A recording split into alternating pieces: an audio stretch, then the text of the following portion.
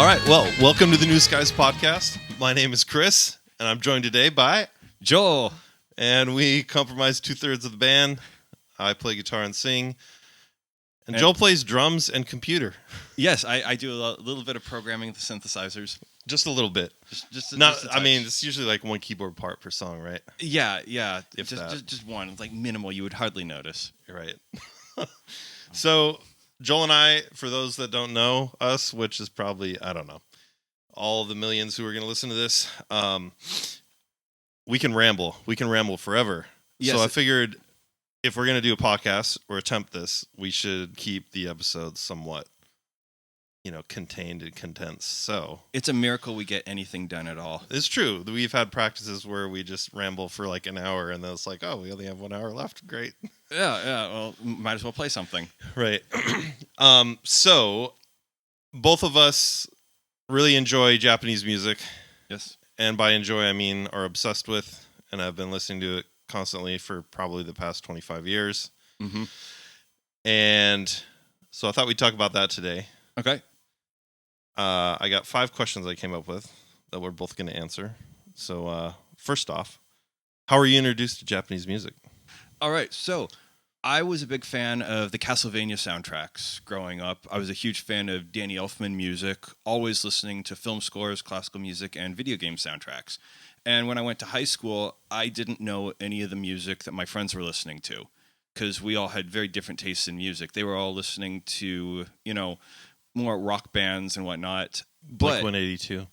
Exactly. Sum 41. And I was a little exposed to that. But my best friend was one day like, hey, Joel, you like Castlevania music. You should listen to this song, Saikai no Chitobara by Malice Miser. So that was the first J-rock song I listened to. Wow. Yeah, very first. And so they played it for me, and I was like, this is unbelievable. I can't believe there's a band doing this. And so my best friend was like, there's more.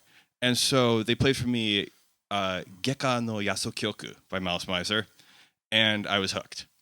Yep. And then I found out, it's not just one band. There's lots of bands doing this. Right. So, not quite like that band. No, nothing's quite like that. And that was a kicker because when you watch the PV for it, everybody's dressed up kind of like Castlevania characters. Right. Like Gakuto's dressed up like Alucard from Symphony of the Night. And Symphony of the Night's Japanese title is also Gekka no Yasokyoku. I didn't know that. Yeah. So there you go. There's a really weird connection there. So obviously it fit me perfectly. When did Symphony of the Night come out? Symphony of the Night, that must have been 98, 99. So it's like right around the time that Malice Miser released that song. Oh, yeah, exactly. So, yeah. Yeah, I don't think they were in the studio playing that game, but who knows? Maybe. Because that was... You never know, because Mana is, like a self-described Castlevania fan. And did, like, a song, like a cell phone ringtone for one of the Castlevania games. Nice. And did an interview with the producer of Castlevania. So there's that connection. Nice. So, yeah. So from there, you started with Malice Miser and then went off into... Yeah. And I don't know how that... And because obviously listening to Gakuto with my friend, having a great time with that. And then next came Lunacy. Then we also liked Buck Tick because there was an anime Nightwalker that had... what was it? What? I can't remember the name of it. It was like one of the songs from Buck Tick was the opening song of Nightwalker. It's like it wasn't. Oh yeah. Gesekai. Yeah. I was gonna say Dress, but that came later. No, Dress was Trinity Blood, which we also do at karaoke whenever we go. Yep, Dress is yeah. That's definitely a karaoke standard for myself. Oh yeah, cool. That's awesome. So how old were you? 99. No, that must have been like 2000, 2001. So I was like 15, 16. Okay. Yeah, that's how old I was. I was in driver's ed class, and that's how I met my good friend Jason. And we were both in the same class. We had some shared friends. He was in Japanese probably sophomore year, and there were 2 classes. So I was not in his class, but we knew of each other, and we started talking, and he's like, "Oh, you listen to like punk rock and hardcore, right?" Yeah. I'm like, "Yeah." He's like, "Hey, have you ever listened to Japanese bands?" I'm like, "No." So he plays me a Glay song, Mhm. and I absolutely hate it. And I still give him grief over this because he chose the song that made sense to him, but it did not speak to me. It was their song Shutter Speed's theme of Shutter Speed's no tema. Yeah. And I don't like that song recorded, but live they speed up and it's like much faster. Yeah. But it's kind of like Glay's pop punk song. Yeah, yeah. And so I was just like, okay, this isn't that cool, whatever. But hey, whatever. And I vaguely remember being at Kinokuniya, which is in Seattle, attached to the Wajimaya grocery store. We would stop there on field trips. Yeah. For Japanese class. I have this vague feeling we like didn't actually go anywhere else, and that grocery store was the field trip. But I remember all these kids were talking about how this kid Jason bought like this Japanese CD for $50, and it was Glay's Heavy Gauge. Oh, the memories. Which had I known, I would have bought it myself a coffee at that time. But anyway, so about in the next year, my friend and I started watching anime, Evangelion, and then I was just going to Hollywood Video and renting random animes. Yeah. Some were terrible, some were fine. Yeah. But what always struck me is I really liked the music, a lot of the opening themes. And finally, I came back to Jason, and I would have been 16 or I think I was 17 at this point. I said, "Hey, man, can you burn me some of those Japanese bands? Because I've been listening to this anime soundtrack stuff." Yeah. And so he burned me Glay, their discography up to that point, and that was it. But also at that time, you were a big fan of anime music. You mentioned that you kept going in and getting like these really obscure soundtracks. Right? That came a little later, yes. Yeah, there's this like manga bookstore next to where I worked. I worked at a Target in a 1-hour photo booth. Yeah. And I would walk in there and just be like, I think the guy would roll his eyes when I'd come in because I'd be like, "Hey, can you get these soundtracks?" Yeah. And he's just like, "Dude, no one's heard of this." I'm like, "But Hollywood Video had it, so why wouldn't the soundtrack exist?" But every now and then he would get in something and call me up and be like, "Hey, the owner found this soundtrack online, so it's in." And my favorite soundtrack is Pat Labor 2. Yeah, and that was the first Japanese CD I bought. Oh, really? Whoa. Yep. Yeah. I remember I bought it online. I mean, this is 99, so buying online was kind of sketchy. My parents were kind of like, "Why you want the credit card for this?" But it came. It was all good. I burned a hole in that CD. I just imagine that guy at the manga shop being like, "This really weird CD came in and I thought of you. You should get it." There was some of that. I always wonder what that guy's doing now, but that was like 20 plus years ago. So, yeah. I mean, and from there, I just kept. So, junior year ended, and I had gotten a girlfriend, so I was hanging out with her a lot. Jason and I hung out a few times. Yeah. But we really started hanging out again, start of senior year, and he was just like, "Dude, you've gone too far," because I came back and I was like, "Have you heard this band? Have you heard this band?" I'm like, "Here are all these burned CDs for you." Yeah. It was like I was reintroducing to him because I just couldn't. I was like, more. Here's this new world of music, like so. Which leads us perfectly into our next question, which is, what was the first Japanese song that really blew you away? Which might be. You may have already answered that. It was Saikai no Chitobara, because it was exactly what I was looking for. It was everything that I loved in the Castlevania music and the video game music I was looking for, except, orchestrated. And I don't know how much of it was patches, how much of it was real instruments, but everything about it was exactly what I was listening to and wanted from a band. So I wasn't hearing that anywhere else. So yeah, that really blew me away. And then, of course, Gekka no Yasu Kyoku for similar reasons. How about yourself? Yeah. Well, just a note on that. I just love that your introduction to Mouse Miser is the Bara no Seido era. Yep. Which I got into them like slightly before that was out. Yeah. And it was a long series of discover band, and then like a few days later, oh, this member died. Yeah. Discover X Japan, oh, this member died. Discover Raphael 1 month later. Oh, yeah. Kazuki's dead. That kind of stuff. And I remember at a point, my buddy Jason was like, okay, can you stop like discovering bands or liking these bands? Because then members die. Yeah. That was a hard one. And Bara no Seido, admittedly, is like, a really dark album, and not as rock band compared to some of the other stuff they put out. And it also has like one of the few songs by them that I actively dislike, which is Hakai no Hate. Which, like, I could never get into that song. I've tried, and it has a lot of elements that I like, but it was just too. It was this very, I don't know, weird dissonant choir and really, really heavy guitars and drums that didn't really work together. It wasn't for me. Yeah, I'll be honest, that's the album of theirs I listen to the least. Yeah. But it has some of my favorite songs. So, oh, yeah. Yeah. It's just such a bizarre album. It's a fun live DVD. Yeah, it is. But it's also bizarre. It is really, really weird. And it's going more for like the theatrical. So when you watch the Bara no Seido live, you're not really going there to watch a rock band rock out. You're going there to watch a big theatrical production. Yep. But for me, the song that blew me away was Glay's Kanojo no Modan. Yeah.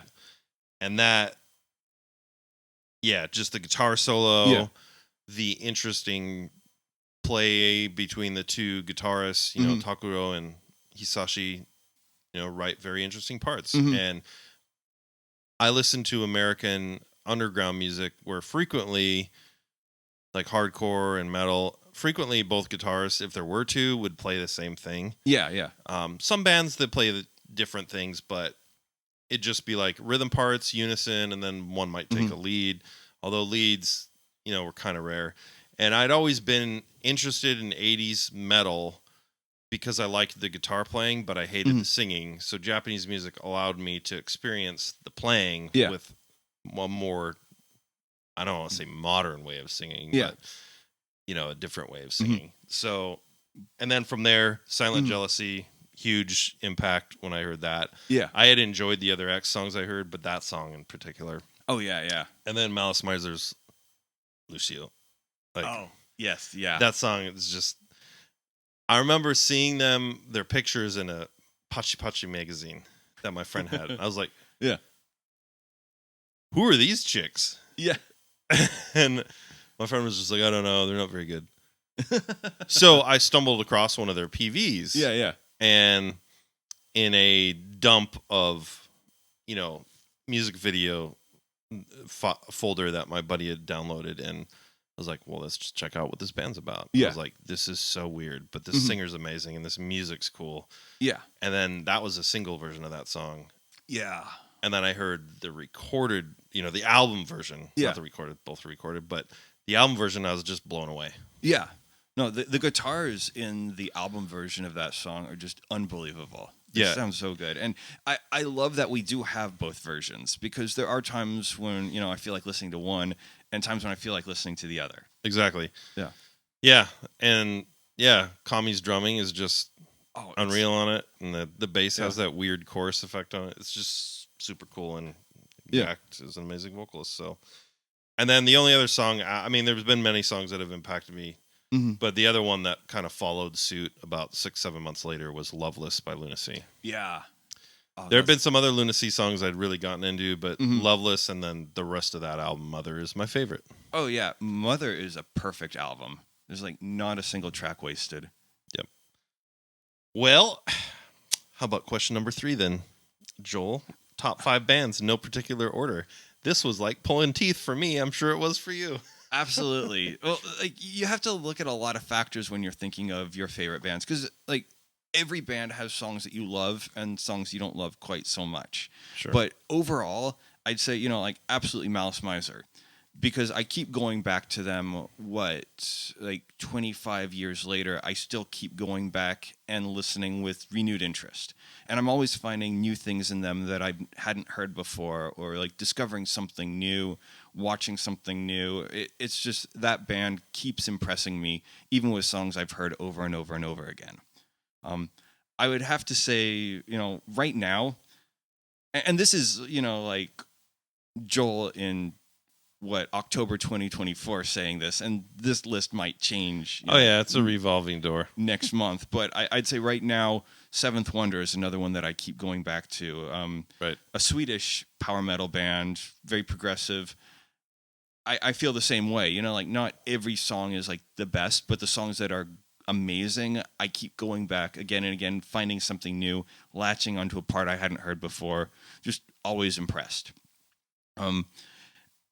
I'd also have to go with Rhapsody and Luca Turilli from Italy, which, same as above. I'm always hearing something new. That was one of the first bands where I realized, hey, you could combine the classical music that I've always loved with this really, hyper speed, frenetic metal. They're two genres that I really, really enjoy coming together to create something new. I'd always been a big fan of choirs, and so hearing choirs coming in to this speed metal, I was like, oh, hey, this can be done, and that really did influence me as well. Lunacy, of course, was probably the third or fourth Japanese band that I heard with their song Deja Vu. Oh, yeah. That was the first track from Lunacy, and since then, I've been impressed with, pretty much everything that they've done. Their musicality, their sense of rhythm and style, and the way they keep reinventing themselves. From the beginning, like going from like these early punk days to, more refined songwriting sensibilities, bringing in new rhythms, new beats. Sugizo's guitar, you can always recognize Sugizo's guitar instantly, just the way he writes a solo. Yeah. I mean, it was crazy with them hearing Ryuichi's voice change. Yeah. It's like a different singer. Oh, yeah. I thought that they had gotten a new vocalist. I also thought they got a new drummer. He also relearned how to play. Yeah, it's like everything about Shinya just evolved so drastically that I thought they had gotten somebody new. And I was stunned to find out it was the same drummer, right? All through. And then lastly, I've always been a big fan of Jill's. Ever since I heard Jill's drummer Toru in Moi de Moi, that was that connection. I was like, oh, all these members are doing different things. I should hear what else Toru's doing. I heard Jill's, and Jill's is a much simpler rock band, but they were doing something that was really easy for me to latch onto. They weren't like overly flashy or complicated like a lot of the other music I was listening to, but I could really get behind, like the lyrics, which I rather liked. I liked the guitar lines. I liked how the guitar and bass worked together. And I always thought that they had, like not the flashiest drum parts, but it was something that I could listen to and was like, oh yeah, I can imitate that. I can start playing that. And, going back and playing Jill's songs made me a better drummer, because I would like go back and listen to the songs, not saying I'm the greatest, or that the songs are overly complicated, but I could go back and listen to them, play them myself, and feel accomplished that, oh, I was able to play this thing. Yeah. Let's move on to something more difficult. Yeah. I dare say that that band Tour is much more suited for Jill's than Moi de Moi. No offense, Toru-san. But, I mean... Yeah. Well, it's like, I feel like he's more comfortable playing that kind of music. And it's not that he can't play blast beats, but even listening to his other bands, I feel that he's more comfortable playing a lot more complicated and more interesting beats. Because Moi de Moi's drums are powerful, like depending on how they're recorded, but they're very, very streamlined and very like blast beat, blast beat, blast beat. You're not getting a lot of variety in the drums. Yeah. Yep. He also had this weird choke grip. Yeah. When he was playing with them. I don't know if he did that in his other bands. I don't think he did. I'd have to go back and rewatch some of the performances. He also, is an accomplished songwriter. He wrote a few songs for Jill's. Oh, cool. And there was a drum solo song. Jill's had these mini albums where they were showcasing each of their members as instrumental tracks. Oh, that's cool. And he did a drum solo track, like with backing tracks going on. It's awesome. He's such a talented drummer. So I'm gonna have to check that out later. Oh, it's great. And then an honorable mention to Danny Elfman. Oh yeah. So I've been getting into Oingo Boingo recently, but as the musician that inspired me to be a composer. But yeah, how about yourself? Top 5 bands. No.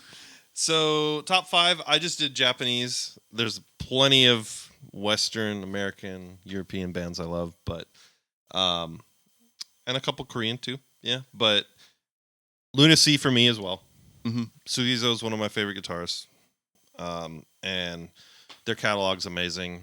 I haven't been in love with their past couple albums. Mm-hmm. There's like a few songs on them that are cool, but it doesn't matter. Like, that's just kind of how bands go. Yeah. And yep, I mean, I can pick up anything from the 90s especially, and I'll listen through the whole thing. Oh yeah. And there's nothing wrong with it. I was really happy with the remasters they put out. Oh yeah. Because that first album needed it very bad. Actually, the first 3 albums needed it because of that stupid hi-hat phaser thing, as well as style. Yeah. I didn't want to listen to them because I was like, I can't justify spending this much money on new albums that I already have. And then you played some for me, and I was like, well, I have to get these now because I can't go back. Yep. And then Malice Miser for me as well. Mm-hmm. They were just so out of left field. They were doing things that I never imagined a band could do or would do. And being in high school, I was playing in garage bands, but I also played stand-up bass and orchestra. Mm-hmm. So it was like, I can combine these two worlds, and that's okay. Mm-hmm. And I enjoy all 3 of their vocalists. Mm-hmm. And much like another band on this list, they're a really imperfect band. I don't think they have any album that's like perfect from cover to cover. Yeah. Maybe Voyage. But it doesn't matter to me. Yeah. It's like the next band I'm mentioning, X Japan. Yeah. That was another band that really struck me. I'd never seen a drummer perform like that, for one. Like, he was getting into the music more than like the guitarist. Mm-hmm. But once again with X, like, I don't feel like they have a perfect album. Especially, but it doesn't matter to me. Mm-hmm. The songs are just that I love are impactful. And then Duran Gray. Yeah.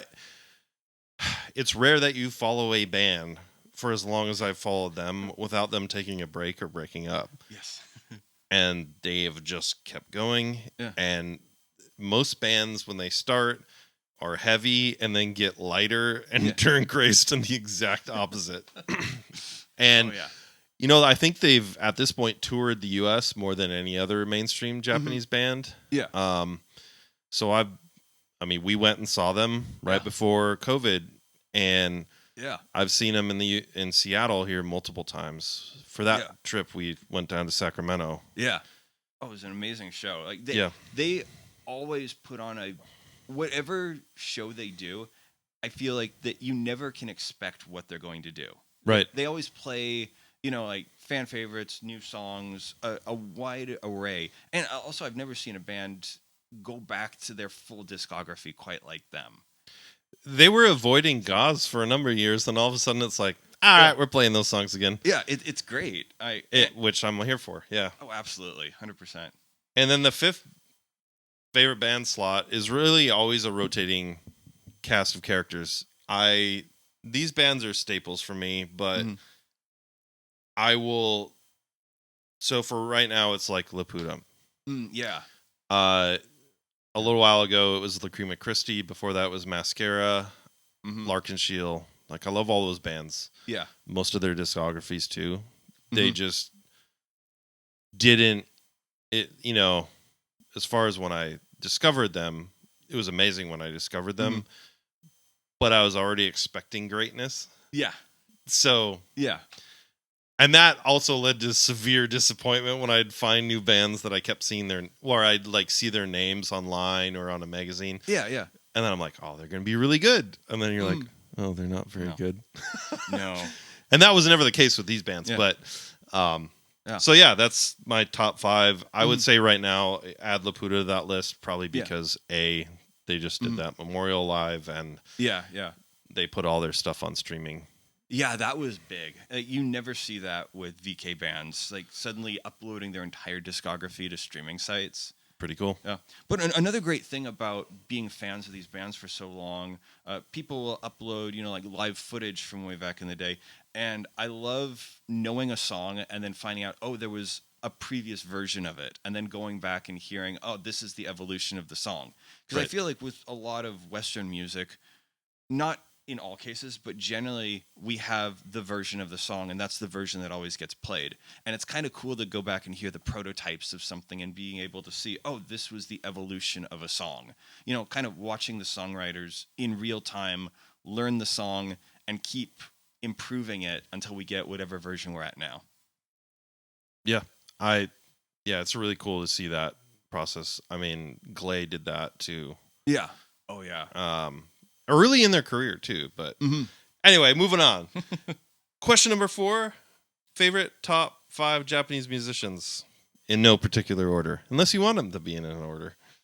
Oh well, like we've talked about most of these before, but like right now, my list in no particular order: Yukiya Fujita from Kind, Jill's Desire, Shinya from Lunacy, Gakdo, like especially Mouse Miser Gakdo, but throughout his career, he's done incredible music.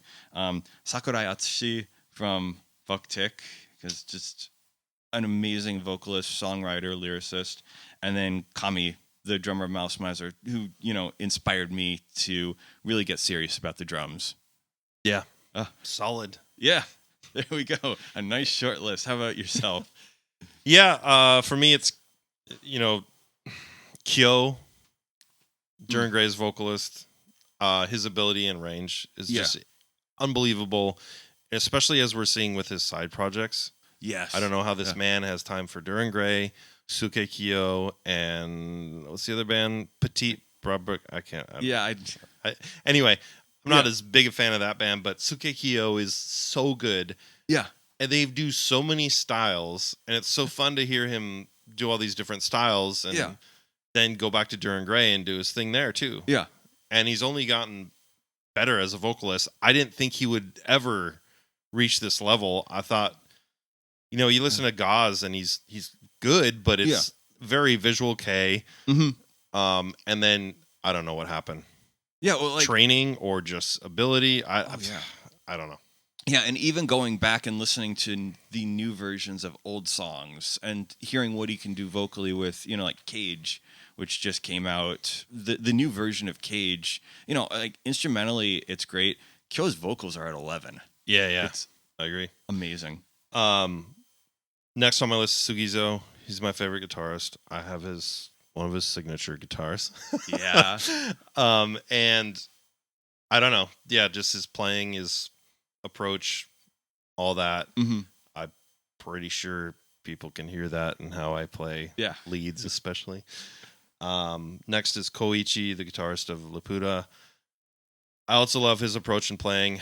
I can hear some influence from Sugizo on his playing. Mm-hmm. But he's definitely his own thing, and he'll Yeah. Definitely hear his influence on my lead and how I write chords, right, Joel? Yes, absolutely. These confusing chord patterns. In fact, when I took one of their songs to learn, I was going to learn a second track off of why am I blanking? Eve, the album Emadara. Low Spirited. I took that into my guitar teacher, and he's looking through the score, and he's like, "Oh, I understand how you write now, looking at this." Then next on my list is Takuya from Mascara. Yeah. They're not like a super well-known VK band, but I love his playing. His lead lines are great. I don't think I share a lot of I don't know if you hear a lot of influence in my playing, but he's just Mm-hmm. the way he writes is so cool. It's simple sometimes, and then gets crazy complicated. Yeah. And then I'm cheating here. I'm kind of lumping these guys in as a duo, but Hiro and Koji from Lacrima Christi. Yeah. I encourage people to check out their early albums. You can hear southern rock and country influences into their riffs. But if I had to pick one, Hiro. Yeah. Not just because he's alive, R.I.P. Koji, but it's just, I don't know. Hiro is, he's a hero. He's a hero, Joe. And apparently he plays in every band in Japan, like playing with Like an Angel. Yeah. Playing with Kamijo. Yeah. Which is not a pairing I'd expect. And then he shows up and is jamming with Cozy from Mouse Miser. Yeah. Which is not a pairing I would ever expect. No, he's like just friends with everybody. And like everybody's like, I need a guitarist. And he's like, yo, I'm here. Yep.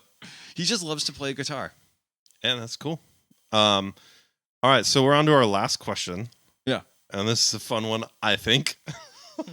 What's one Japanese release you frequently listen to that you're pretty sure no one else in the U.S. listens to? Present company excluded. So I'm going to dive deep and say there's a band called Ray. And they have this album called Ever Seen. And it is... It's one of the Christ label bands, like Eyes, Ray. They did like Wave. There were a couple of the Christ bands, but Ray had an unbelievable album. Tear was a fantastic song. Loved Ever Seen. Regret was a great song. Everything on this album just worked so well together. And then I think a few members left and they changed the name to Kuhn. Kuhn, yeah. Kuhn. Who I'm a big fan of them. Yeah, it's like the vocalist and I think the bassist of Ray with some new members. And Kuhn was fantastic, but it was so nice to go back and listen to Ray, hear where these songs came from. I don't know if they ever covered any Ray songs further on. I don't think so. But they were kind of like a one-hit wonder where they had a few demo tapes and then Ever Seen just blew me away. So I highly encourage everybody to take a listen to that. From the first track, which I think is called Scene, Scene, an amazing opener, goes right into Tear. The entire flow of this album is just amazing. Highly recommended. Nice. For mine, there's a couple I considered, but then I moved on. The first one is Atomic Fireball. They're a hardcore indie metal band from Tokyo. Mm-hmm. I became acquaintances with their drummer. That's right. I haven't talked to him in years, but he. However, they did a split with an American band called Frodis. Mm-hmm. So I'm like, you know what? Probably some people who have this album. Yeah. Just because of the connection to the U.S. band. Mm-hmm. So then I moved to the Seventh Sense. Not the one you're thinking, not the visual band you're thinking of. I'm thinking of the Seventh Sense, who had twin vocals. They are from Tokyo as well. Mm-hmm. They released 3 albums, then broke up. However, they were on MySpace, and that's how I discovered them. Mm-hmm. So I do think there's some people maybe still listening to them in the U.S. Yeah. So I'm going to go with the band Whale. Whale, yeah. So the drummer, Atsushi, I also became friends with years ago. And he is now the drummer of Kain. Yeah. Which you know. Yes. And so I just was going through a Visual K list online and was checking out bands. And Whale was really cool because they had song samples. And it was always up until the conclusion of the first chorus. So you really got to have a feeling for what these songs were like. Yeah.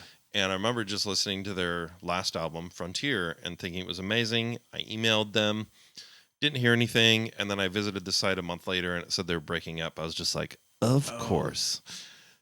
Mm-hmm. Well, after their final show, their drummer, Atsushi, emailed me.